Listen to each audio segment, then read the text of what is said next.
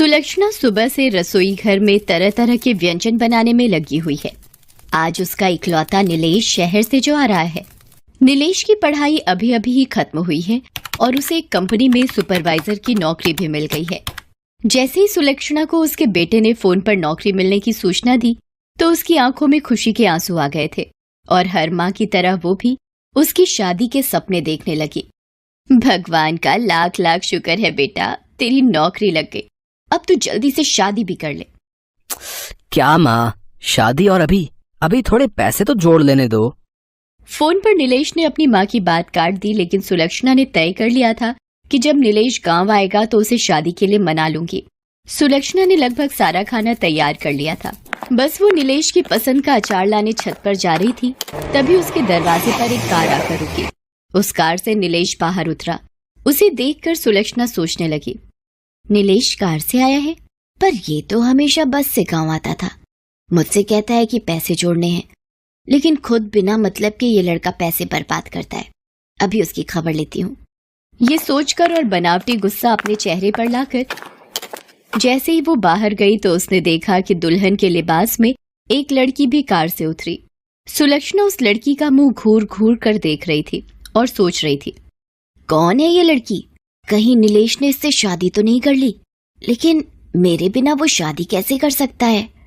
सुलक्षणा के दिमाग में कई सारे प्रश्न एक साथ आ जा रहे थे, लेकिन बिना नीलेश के बताए उसे किसी का जवाब तो नहीं मिलना था। तभी नीलेश ने उस लड़की को, जिसका नाम आरती था, उससे कहा कि आरती, ये मेरी माँ है और तुम्हारी सासू माँ। इनके पैर छूकर आशीर्वाद लो। सासू माँ? ये शब्द सुनते ही सुलक्षणा के कान खड़े हो गए। उसके जहन में चल रहे सारे सवालों का जवाब उसे मिल गया था। आरती ने उसके पैर छुए। खुश रहो बेटा, खुश रहो। नीलेश अपनी माँ का चेहरा देख रहा था। उसमें वो अपनी माँ का दर्द महसूस कर सकता था। नीलेश अपनी माँ को अचानक हुई इस शादी के बारे में बताना चाहता था, लेकिन उसके पहले ही उसकी माँ ने अपने मुंह पर उंगली रखकर उसे चुप रहने का इशारा किया और उन दोनों को बाहर ही इंतजार करने को कहा। आरती और नीलेश की समझ में नहीं आ रहा था कि आखिर माँ ने उन दोनों को बाहर क्यों खड़ा कर दिया। कुछ ही देर में सुलक्षणा अपने हाथों में आरती का थाल लेकर आई, फिर बहू की आरती उतारी, फिर वो दोनों घर के अंदर आए।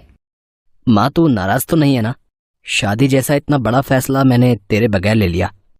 बिल्कुल नाराज हूँ। तुमने चुपके से शादी कर ली, अपनी माँ को भी नहीं बताया। अरे, एक माँ के भी तो कुछ अरमान होते हैं। वो माँ जी, तुझसे कोई नाराजगी नहीं है बेटी, बस इस नालायक से है। सुलक्षणा की बात को सुनकर आरती का मन थोड़ा शांत हुआ।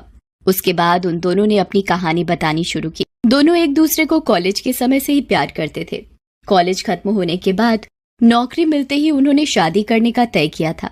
नीलेश को नौकरी मिल भी गई। आरती ने नीलेश के बारे में अपने घर में बताया, लेकिन उसके अमीर पिता ये सब सुनकर आग बबूला हो गए और उन्होंने आरती की जबरदस्ती शादी का प्लान बनाया।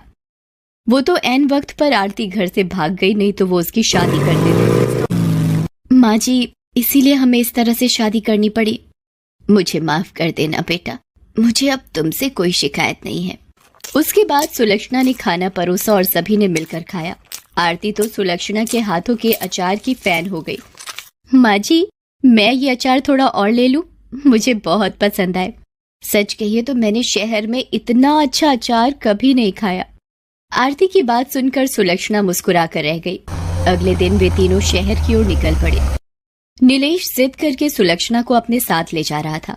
शहर का किराए का घर सुलक्षणा को बहुत पसंद आया। नीलेश अगले दिन ऑफिस ज्वाइन करने पहुंचा, लेकिन उसे तब बहुत आश्चर्य हुआ कि उसे नौकरी से निकाल दिया गया है। नीलेश की समझ में इसका कारण नहीं आया। उसने दूसरी जगहों पर भी नौकरी की कोशिश शुरू कर दी, लेकिन उसे नौकरी नहीं मिली।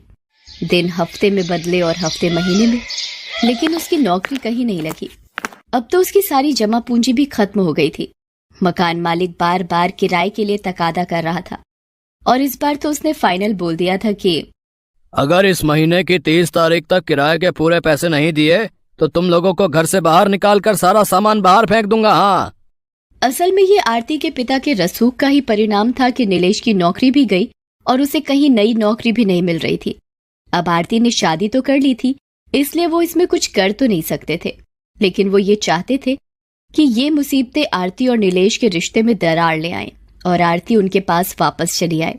और ऐसा होने भी लगा था। नौकरी न मिलने के कारण नीलेश परेशान रहने लगा था और इसी परेशानी में वो आरती को जली कटी सुना देता। एक दिन तो वो शराब पीकर घर आया। जब सुलक्षणा और आरती ने इसका विरोध किया तो अब इंसान अपनी मर्जी से थोड़ा एंजॉय भी नहीं कर सकता है, हद है ये तो। मुझे ऐसी गुलामी पसंद नहीं है। ना तो आरती ने नीलेश की बात का कोई जवाब दिया और ना ही सुलक्षणा ने, क्योंकि उन्हें पता था कि नीलेश इस समय बहुत परेशान है। लेकिन एक दिन बातों बातों में आरती ने सुलक्षणा से कहा कि माँ जी, नीलेश को नौकरी नहीं मिल रही है, क्यों ना हम कुछ अपना ही काम शुरू करें। अपना? लेकिन अपना क्या? माँ जी, मुझे याद है जब मैं पहली बार आपके घर गई थी तो आपने मुझे अपने हाथ का बना अचार खिलाया था, जिसकी तारीफ करते मैं नहीं थक रही थी। क्यों ना हम वो काम शुरू करें। अगले दिन उन दोनों ने ये आइडिया नीलेश को भी दिया, लेकिन नीलेश ने उसमें कोई इंटरेस्ट नहीं दिखाया। आरती की माँ के पास बहुत पुरानी पायल पड़ी थी। उसने वो पायल बेच दी और अचार के लिए जरूरी सामान खरीद लाई। अचार बनकर तैयार हो गया। फिर दोनों सास बहू उसे बेचने निकल पड़े। किस्मत ने ऐसा साथ दिया कि अचार हाथों हाथ बिक गया और इतने पैसे आ गए कि वो घर का किराया भी दे सकते थे और नए अचार भी बना सकते थे। नीलेश, जो पहले इस काम में बिल्कुल भी इंटरेस्ट नहीं दिखा रहा था, अब उसे अपने व्यवहार और गलती पर अफसोस होने लगा। बेटा, जीवन परीक्षा का नाम है। जब तक हम जीवित हैं, ये परीक्षा लेती है। इसका ये मतलब नहीं कि हम परेशान हो जाएं, दुख में हमेशा बैठे रहें, आंसू बहाते रहें, शराब पीना शुरू कर दें। जब तुम बहुत छोटे थे तब तुम्हारे पिताजी का देहांत हो गया था। मुझ पर मुसीबतों का पहाड़ टूट पड़ा था, लेकिन मैं हारी नहीं, खूब लड़ी परिस्थितियों से। आरती इतने अमीर घर से आई है, फिर भी वो तो दे रही है ना तेरा साथ इस बुरे वक्त में। हम सभी को परिस्थितियों से लड़ना होगा, तभी हमारी जीत होगी। धीरे धीरे उनके अचार की चर्चा सब जगह होने लगी। माँ जी, आपके अचार ने मार्केट में कमाल कर दिया है। जिसे देखो वो आपके अचार की चर्चा कर रहा है। आरती, जिस हिसाब से मार्केट में डिमांड बढ़ रही है ना, मुझे लगता है कि हमें कुछ लोगों को काम पर रखना होगा और शायद एक दुकान भी लेनी पड़े। उन्होंने दुकान भी किराए पर ली और कुछ लोगों को किराए पर भी रखा। सफलता का ये सिलसिला चलता ही रहा। 1 साल के भीतर उन्होंने अचार बनाने की एक फैक्ट्री भी शुरू कर दी। अब उसकी फैक्ट्री में अचार बनने लगे। उन्होंने अपने अचार के ब्रांड का नाम रखा अचार वाली। ये सब कुछ एक सपने की तरह लग रहा है ना नीलेश? अगर माँ नहीं होती तो ये सब कैसे संभव हो पाता? माँ ने कुछ नहीं किया, ये सब तुम लोगों की मेहनत और ईश्वर की कृपा का परिणाम है। आज अचार वाली और उनके अचार की चर्चा देश से लेकर विदेश में है। सुलक्षणा के हुनर ने तो उसके परिवार की किस्मत को तो बदला ही, उसकी फैक्ट्री से जुड़े हजारों परिवार का भाग्य भी बदला।